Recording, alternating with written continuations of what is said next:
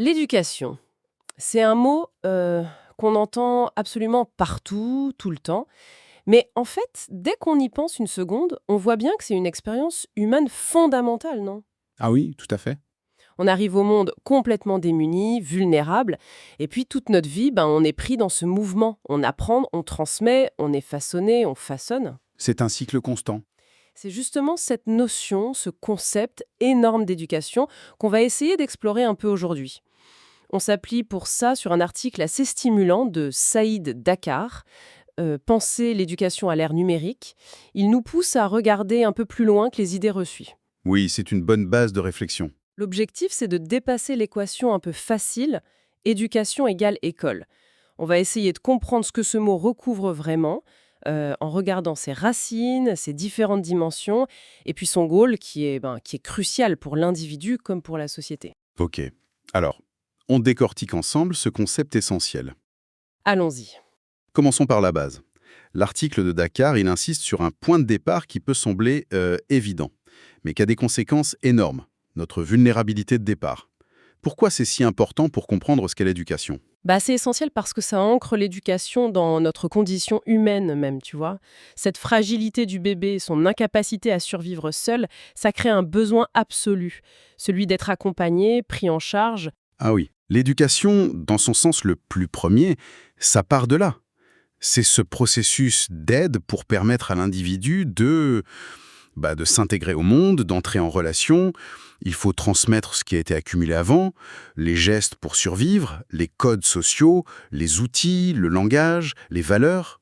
Tout ce qui permet de vivre, en somme. Oui, et même de donner un sens à cette vie. Donc c'est bien plus que juste apprendre des choses, c'est une sorte de mise au monde qui continue un processus vital pour devenir humain dans une communauté. Absolument. Et ce qui est intéressant dans l'analyse de Dakar, c'est l'accent mis sur la transformation. L'éducation, c'est pas vu comme un simple remplissage, quoi. Hmm. C'est une dynamique qui nous façonne, qui sculpte notre personnalité, notre identité profonde. Et Dakar souligne bien que c'est global. Ça touche le corps, l'intellect, l'affectif, le spirituel même. C'est cette métamorphose complète qui définit l'éducation au sens large.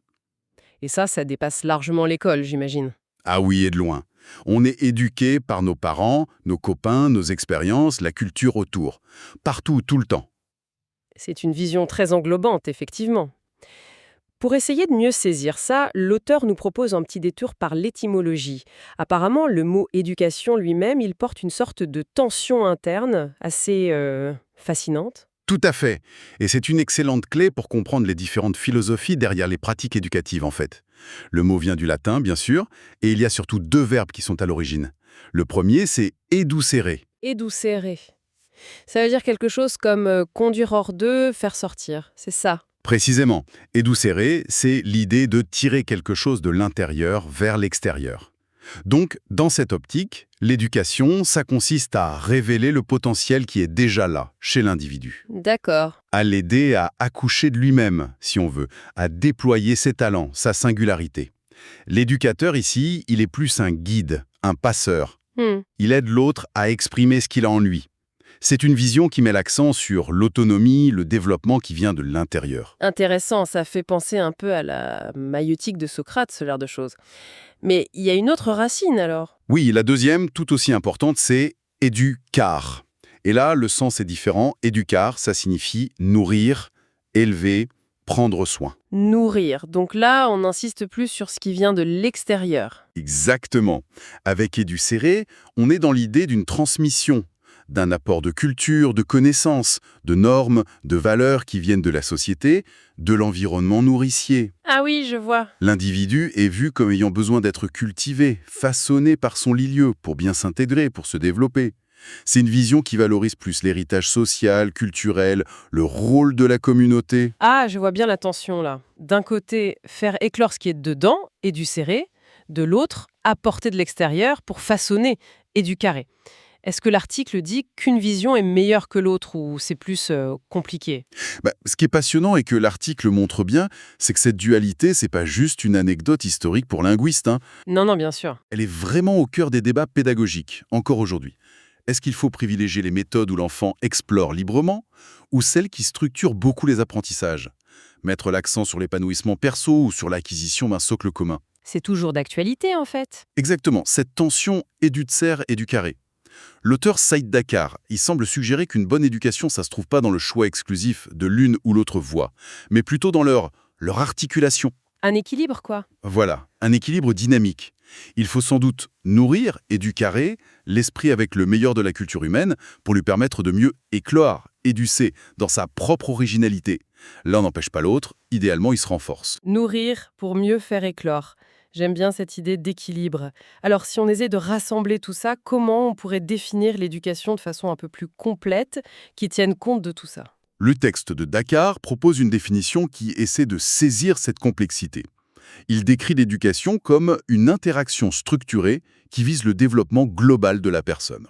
Interaction structurée. Oui, l'interaction, ça peut être entre un enfant et un adulte, un apprenant et un maître, mais aussi, plus largement, entre un individu et son environnement, physique, social, culturel, ou même numérique, comme le dit le titre de l'article. D'accord. Et ce développement global, comment l'article le détaille? On pense tout de suite à l'intellect, mais vous avez parlé d'autres dimensions. Oui, et c'est vraiment un point clé pour sortir de la vision purement scolaire. L'article identifie 4 dimensions interdépendantes, qui sont toutes visées par une éducation complète. Ok. Lesquelles? Premièrement, les savoirs. Bon, ça c'est le plus évident. Les connaissances, les faits, les concepts, les théories.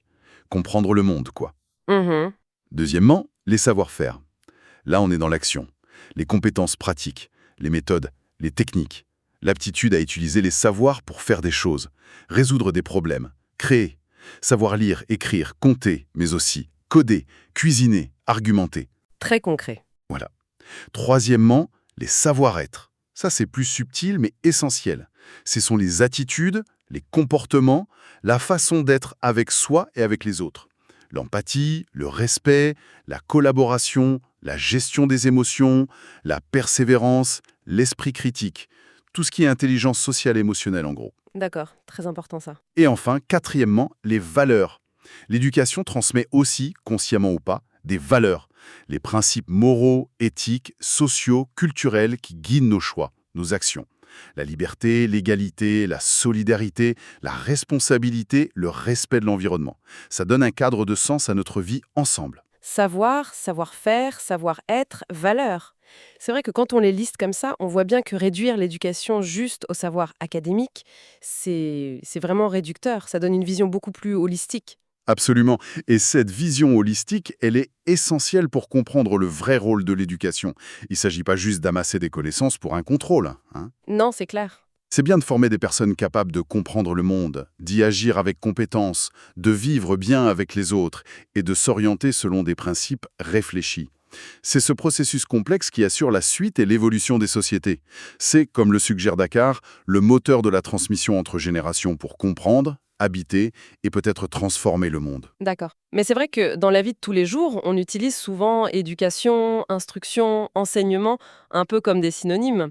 L'article insiste, j'ai l'impression, sur le besoin de bien clarifier ces mots. Pourquoi c'est si important de les distinguer? C'est juste pour être précis? C'est plus que ça, je crois.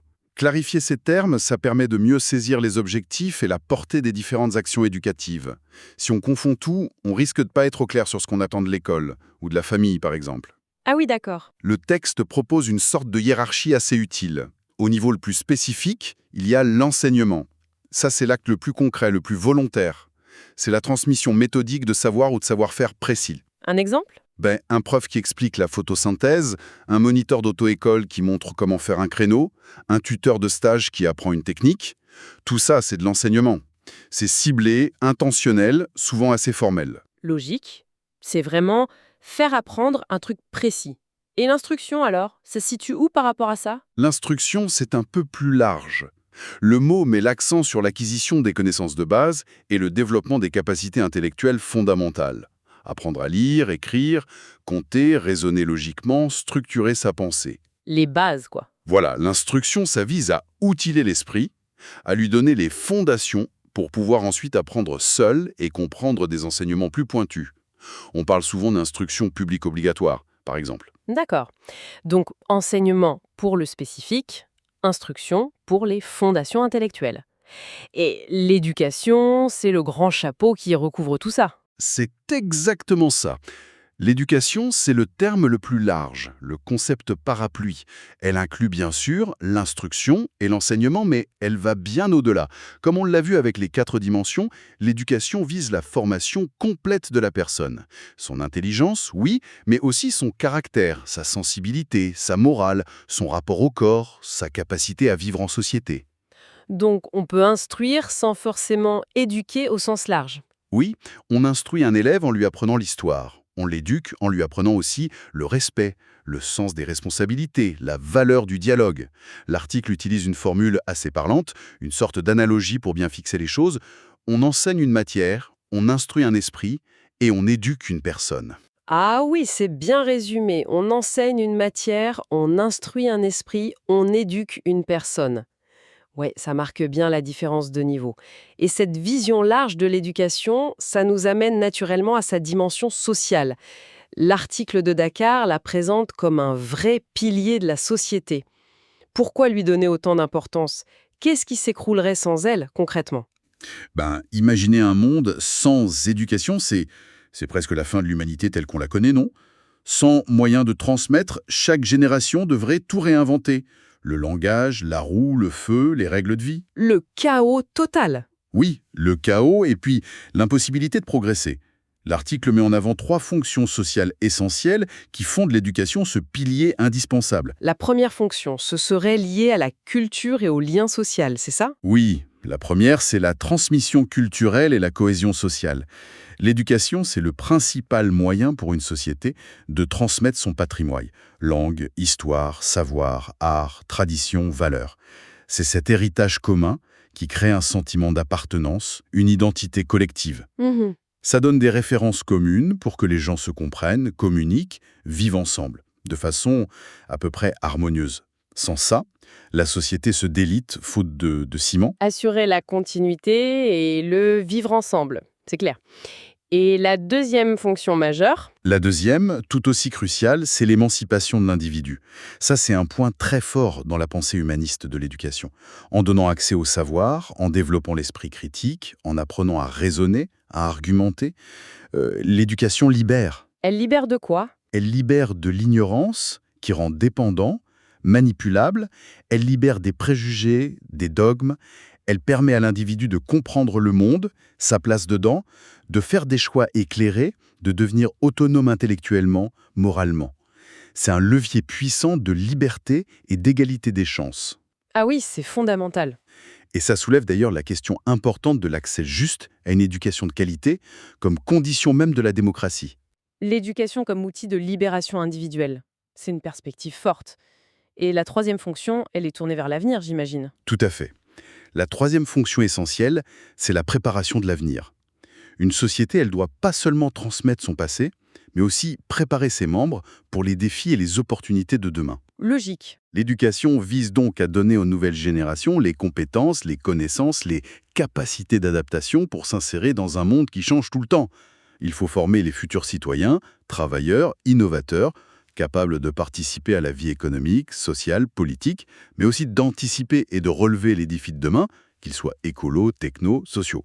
Donc c'est aussi un investissement pour le futur de la société. Exactement. C'est un investissement stratégique pour la survie et le développement d'une société. Transmission culturelle pour la cohésion, émancipation pour la liberté, préparation de l'avenir pour le progrès. Effectivement, quand on met tout ça bout à bout, on comprend mieux pourquoi l'article parle de piliers. Ça va bien au-delà des diplômes, c'est sûr. C'est ça. Alors, après cette exploration guidée par l'article de Saïd Dakar, quel regard nouveau on porte sur ce mot si commun, éducation? Si on essaie de résumer les grandes idées, on a vu que c'est bien plus que l'école, hein. C'est un processus humain, vital, ancré dans notre condition même qui commence dès la naissance. Mhm. C'est un concept riche, avec une étymologie qui révèle cette tension créatrice entre l'intérieur et l'extérieur. C'est une démarche globale, multidimensionnelle. Savoir, savoir-faire, savoir-être, valeur, ça forme la personne entière, pas juste l'intellect. Oui, une vision complète. Et enfin, c'est un fondement indispensable à toute société, pour sa continuité, sa cohésion, pour l'émancipation de ses membres et sa capacité à se projeter dans l'avenir. C'est une excellente synthèse de la richesse de tout ça. L'invitation de l'auteur, au fond, c'est de ne plus voir l'éducation comme une simple fonction sociale ou une étape de la vie limitée à l'enfance, mais de la reconnaître pour ce qu'elle est, une dynamique fondamentale, continue, de l'aventure humaine. Une aventure humaine. Oui, une sorte de dialogue sans fin entre le passé qu'on hérite et qu'on transmet, le présent qu'on vit et qu'on essaye de comprendre, et puis l'avenir qu'on cherche à préparer, à inventer. C'est dans ce creuset éducatif, qu'il soit formel ou informel, que se façonnent les individus et les sociétés de demain. Et ça nous implique tous, en fait, hein. Absolument. Et la prise de conscience qui vient avec, c'est qu'on n'est pas juste des spectateurs ou des bénéficiaires passifs de tout ça. Qu'on soit parents, enseignants, citoyens, collègues, amis, on est tous, à chaque instant, des acteurs de cette grande chaîne de transmission et de transformation. Parce qu'on dit ce qu'on fait. Exactement.